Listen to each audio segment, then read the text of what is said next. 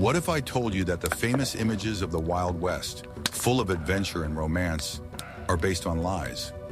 We imagine lavish dinners around the campfire, but the reality of survival was not about cowboy bravado, but a desperate, monotonous struggle against hunger. Food on the frontier was fuel, often tasteless, and its sole purpose was to postpone death for another day, to give strength to walk another mile or plow another acre. Watch the video to the end to find out what a pioneer's diet really consisted of and how dishes that we would consider inedible today saved hundreds of thousands of lives on the way west.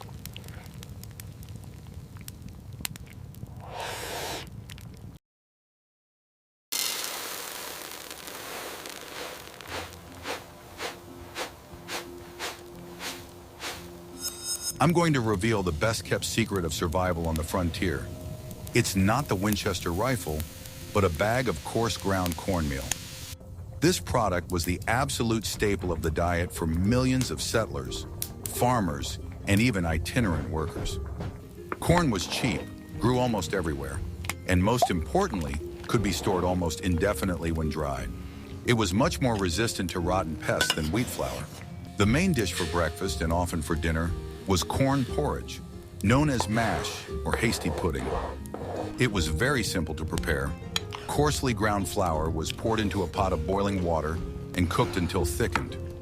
At best, a pinch of salt was added, but more often than not, there was none.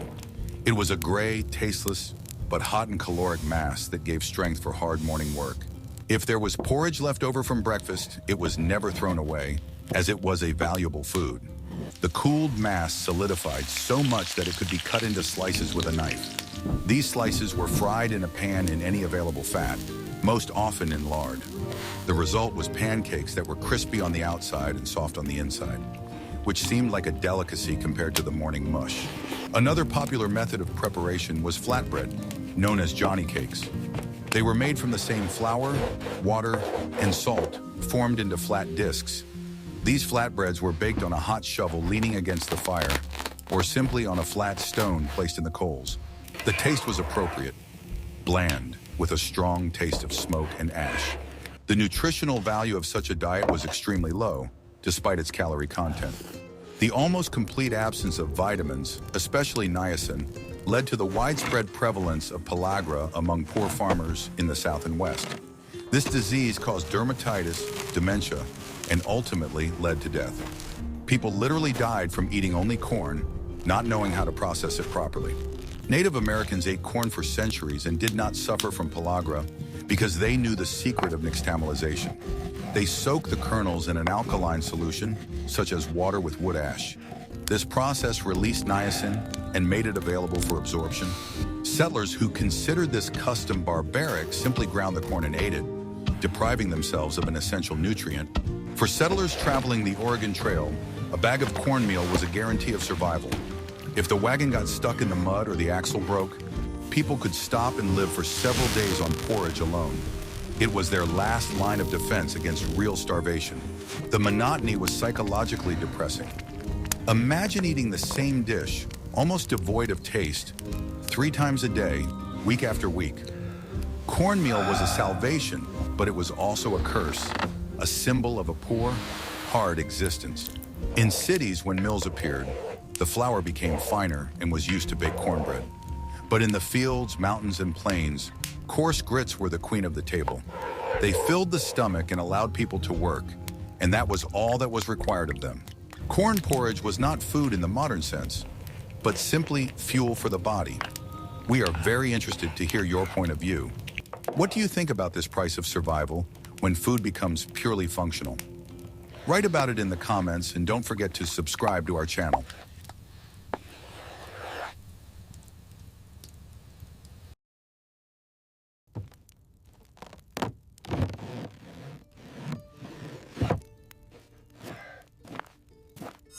Are you ready to learn the truth about what the settlers were actually carrying in their barrels? It wasn't appetizing ham, but salted meat, most often pork. In the 19th century, there were no refrigerators, and the only way to preserve meat on a long journey to the West was with salt. Salt was the main preservative of the era. The process of preparing salted meat was simple and cruel. Pieces of pork, mainly the cheapest cuts with a lot of fat, were placed in wooden barrels. Each layer of meat was generously sprinkled with coarse salt. Then the barrel was filled with a saturated salt solution, brine, and sealed. In this form, the meat could be stored for months or even years without spoiling. It was completely protected from bacteria. However, there was a side effect. The salt drew all the moisture out of the meat, and the meat itself became so saturated with salt that it became hard as wood and inedible when raw. Before cooking salted meat, it had to be made edible. The piece was taken out of the barrel and soaked in fresh water for several hours, and sometimes for a whole day. But even that was not enough. Most often, the meat had to be boiled in several changes of water. The standard recipe required boiling the salted meat once, draining the water, pouring in fresh water, boiling it again, and repeating a third time. Only after this did the salt concentration decrease to a level that the human body could tolerate. The meat became boiled and almost tasteless, but remained a source of protein and fat. This product was the staple diet not only of settlers, but also of the army, sailors, and lumberjacks. Soldiers on the frontier often complained about the salty horse, as they called the tough salted beef. It was standard army food that they hated but couldn't do without. This fuel was necessary to keep moving forward, but it slowly depleted the body. How did the pioneers make up for the lack of vitamins on the road if they didn't have fresh vegetables? But what if I told you that the most famous bread of the Wild West wasn't bread at all, but rather a building material?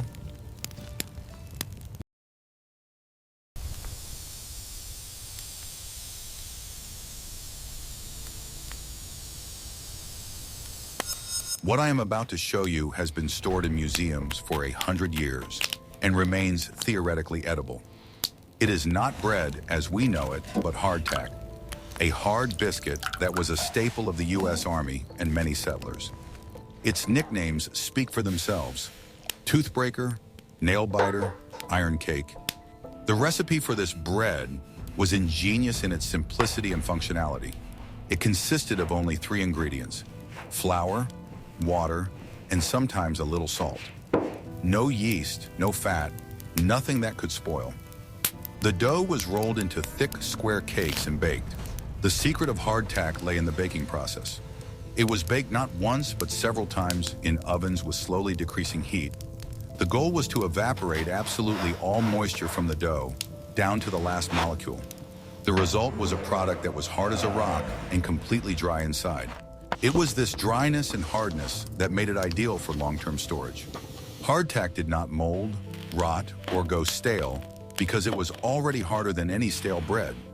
In a dry place, it could lie for decades without losing its already questionable qualities. Eating hardtack was a challenge in itself. Attempting to bite off a piece of a whole loaf almost guaranteed a broken tooth. Soldiers and pioneers knew that this product could not be rushed. It required a thoughtful and methodical approach. The most common way to eat it was to soak it. The rusk was thrown into a mug of hot coffee or tea and left for a few minutes. It slowly absorbed the moisture, turning into a thick, sticky porridge at the bottom of the mug. This mass was then eaten with a spoon. Another method required physical strength. The rusk was placed on a stone and broken into small pieces with the butt of a rifle or the handle of a knife. These fragments could then be thrown into soup or broth, where they acted as a kind of dumpling.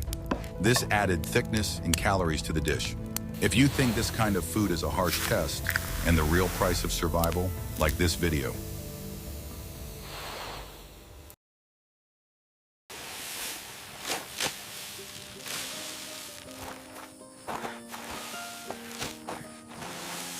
Guess what happened next when the settlers and cowboys ran out of salted meat or simply couldn't get any? They turned to the only product that was just as durable, but could grow right under their feet: beans. Beans, especially the pinto variety, became the second pillar of the frontier diet after corn. The reason for the popularity of beans was obvious. When dried, they weighed little, were inexpensive, and could be stored for years without losing their properties. More importantly, they were incredibly nutritious, being an excellent source of vegetable protein and carbohydrates. In a diet where meat was rare, beans replaced it. For cowboys herding cattle across the endless plains, beans were a staple of their diet. The wagon cook, known as the cookie, would start cooking beans early in the morning or even the night before. Dry beans required a very long cooking time to become soft. One of the classic methods of preparation was pit baking. The cook dug a hole in the ground and built a fire in it to heat the coals. The beans were poured into a heavy cast-iron Dutch oven, covered with water, salted, and, if available, a piece of pork fat was added. The pot was tightly covered with a lid, placed in the hole, and covered with coals and earth.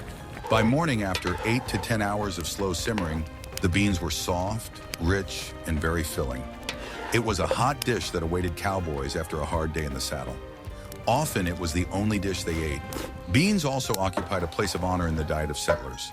They were cooked in a pot over a fire with whatever seasonings were available. If game was caught, the leftovers were also added to the pot, turning the bean soup into a more substantial stew. Beans were the perfect complement to corn. Native Americans used the Three Sisters system for centuries, growing corn, beans, and squash together. Corn provided support for climbing beans. Beans enriched the soil with nitrogen, and squash covered the ground with leaves, conserving moisture. What is it like to eat the same dish for months, knowing that there is simply no alternative? In the next chapter, you will learn how mountain hunters and trappers coped with hunger using methods taught to them by Native American tribes.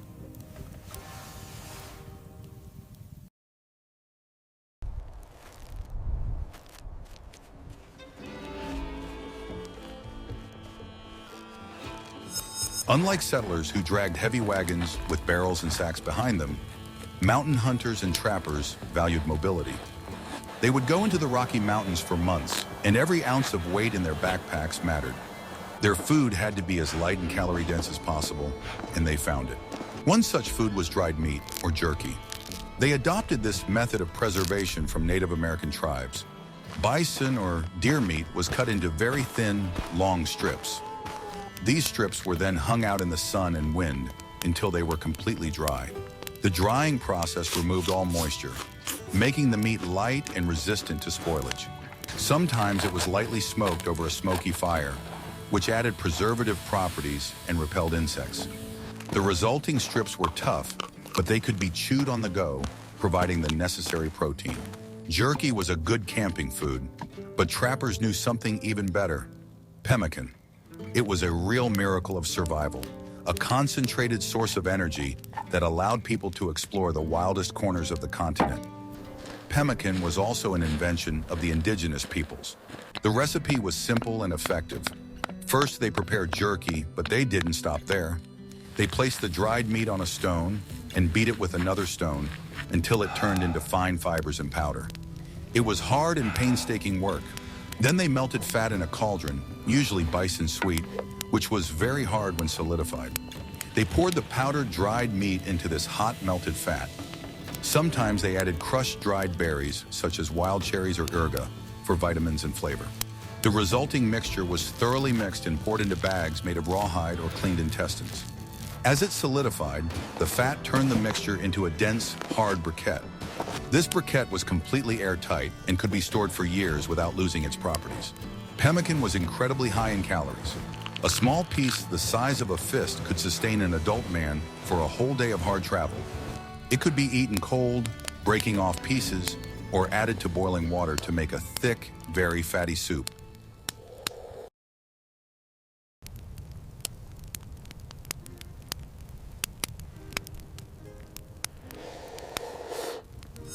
What if I told you that everything you believed about the Wild West is untrue if coffee is not part of the picture? For pioneers, cowboys, and soldiers, this drink was much more than just a way to wake up. It was a symbol of civilization, a cure for fatigue, and the only source of warmth on cold nights. Coffee was transported not in ground form, but as whole green beans. This was done so that it would keep longer and not lose its aroma. Each group or family carried heavy bags of green beans with them. The brewing process began with roasting. Roasting was a daily ritual. The beans were poured into a cast iron pan and placed over an open fire.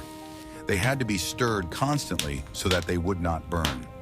Most often, this was not possible, and the beans were charred around the edges, which gave the drink a characteristic burnt, bitter taste. After roasting, the beans had to be ground.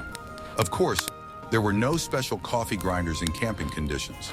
The beans were poured into a bag made of coarse fabric or leather, placed on a stone, and beaten with a rifle butt or a heavy knife handle until they turned into a coarse powder. The brewing process itself was simple. Ground coffee was poured into a large tin coffee pot with cold water and placed directly in the coals of the fire. The water was brought to a boil and allowed to boil for several minutes. There was no question of filters. The resulting drink was thick, black as tar, and incredibly strong. It was full of grounds. To get rid of them somehow, cowboys used several tricks. They could splash a little cold water into the coffee pot to make the grounds settle faster, or even throw eggshells into it if they were lucky enough to get eggs. Everyone drank this beverage all the time. They drank it for breakfast with cornmeal porridge, washed down salted meat with it at lunch, and drank it by the campfire in the evening. It warmed them up, invigorated them, and importantly, masked the taste of bad food and dirty water. Hot coffee was often the only pleasure of the day.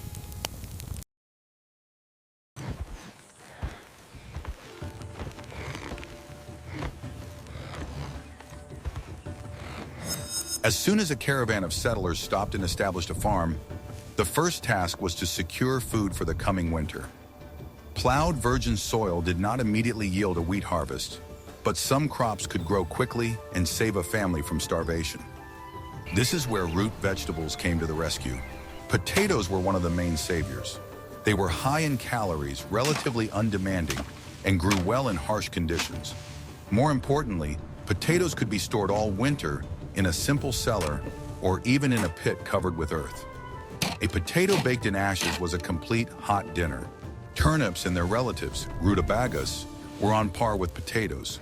These root vegetables were unfairly considered food for livestock or food of despair, but they were incredibly hardy, could grow in poor soil, and were not afraid of light frosts. Boiled turnips had a specific taste, but it was food and there was plenty of it. Onions were another important crop. They were not so much filling as they were what made all the other food edible. A handful of fried onions added to tasteless bean soup or boiled salted meat transformed dull food into something with taste and aroma.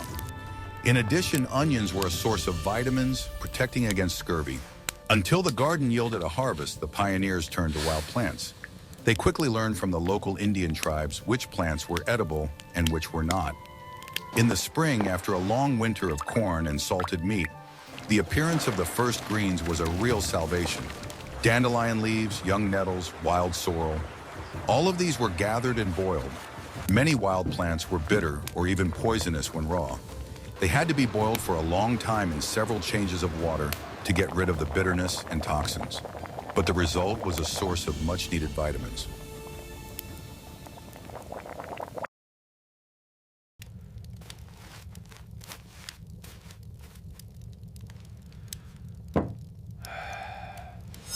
For those who settled in one place, or for gold miners who set up camp, the question of bread became acute. Hardtack was food for the long journey, but having real soft bread was a sign of a comfortable life.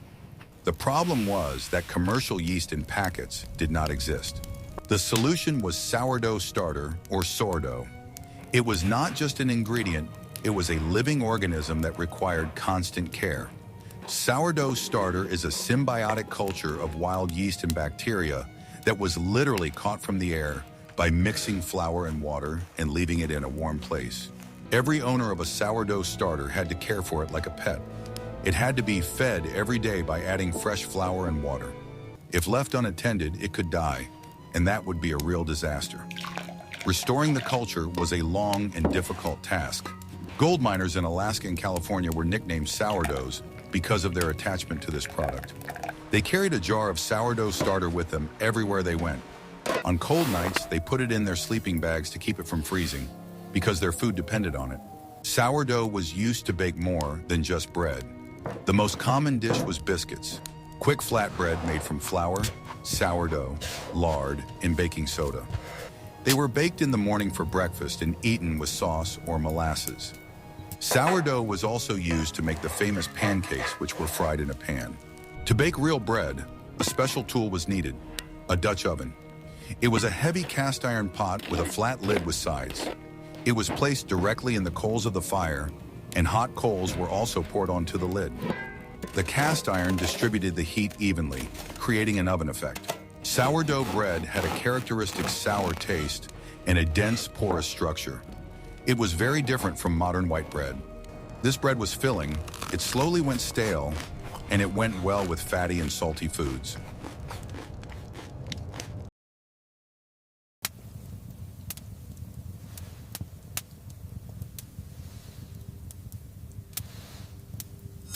There were times when supplies were running low. Winter dragged on, the new harvest was still far away, and the bags of flour and beans were emptying. During such periods, as well as during the Great Depression, the era of hunger soups began. They were made from anything that could provide at least some calories and warmth. The simplest soup was zaruka, or simply flour soup. Flour or corn grits were slowly poured into a pot of boiling water, stirring constantly to prevent lumps from forming. If there was salt, salt was added. If there was fat, a spoonful of fat was added. The result was a cloudy, sticky liquid that was eaten to warm up and fool the stomach. During periods of drought on the Great Plains, when farmers were going bankrupt, even feed wheat was used for food. Grain intended for livestock was boiled in water for hours until it became soft. This tasteless but nutritious porridge was eaten by the whole family. The legend of stone soup did not come out of nowhere. Smells good. It illustrates the principle by which food was prepared in hard times. Vagrants, known as hobos, often cooked Mulligan's stew. Everything they could get their hands on went into a common pot. Potatoes stolen from the field, a couple of onions, wild roots they found, and leftover fat. Each participant in such a meal contributed something, and the result was a hot, though not always tasty dish. It was not only food, but also a form of social survival, mutual aid at the most basic level. Boiling water made even the most questionable ingredients edible. During the Great Depression, when millions of people were out of work, soup kitchens became a symbol of the era. They handed out free soup, which was most often a thin broth with a few pieces of potato or cabbage. But it was hot food and it saved lives. If a family had any bones left over from previous meals, they were not thrown away. The bones were boiled for hours, sometimes for several days in a row, until they gave the water their last bit of gelatin and flavor. This eternal broth served as a base to which any available vegetables or grains were added.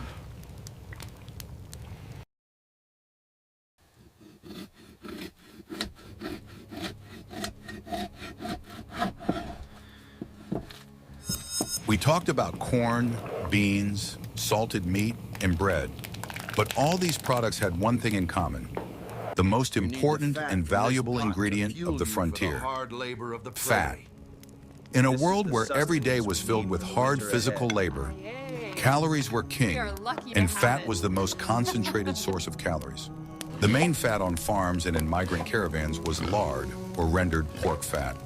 Pigs were a profitable investment. They grew quickly, ate almost any waste, and provided not only meat, but also a huge amount of fat.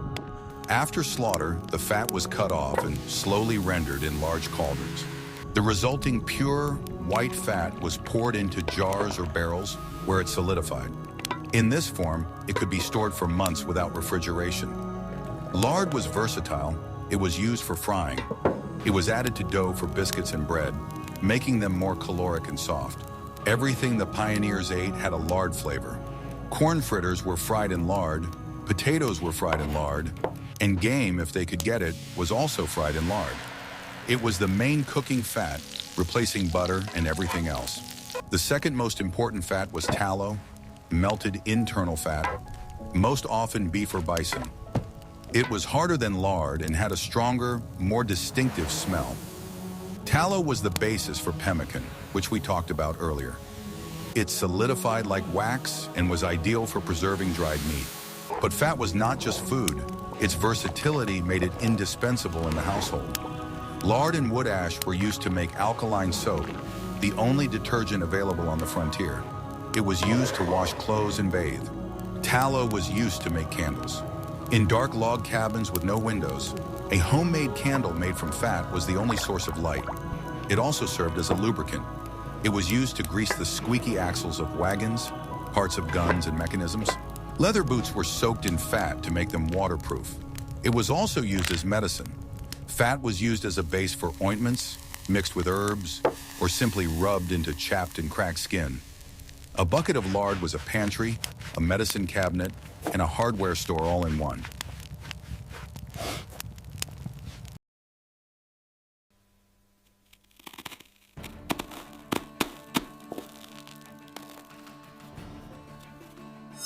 We conclude our immersion into the harsh reality of the American frontier kitchen. As we can see, the pioneers' diet had nothing to do with romantic images. It was a brutal, monotonous, and desperate struggle for calories, where taste and variety were an unaffordable luxury. Corn porridge, teeth-grinding hardtack, oversalted bacon, and ubiquitous lard. These dishes were not intended for pleasure. They were fuel that allowed people to cross the continent, build homes, and survive in conditions that we can hardly imagine today. It was the infrastructure of survival, the edible foundation upon which a nation was built. What other aspects of survival on the frontier would you like to learn about? Perhaps shelter construction, navigation methods, or how they coped with the lack of medicine? Suggest topics for future videos you would like to see in the comments. And don't forget to subscribe to our channel so you don't miss new episodes.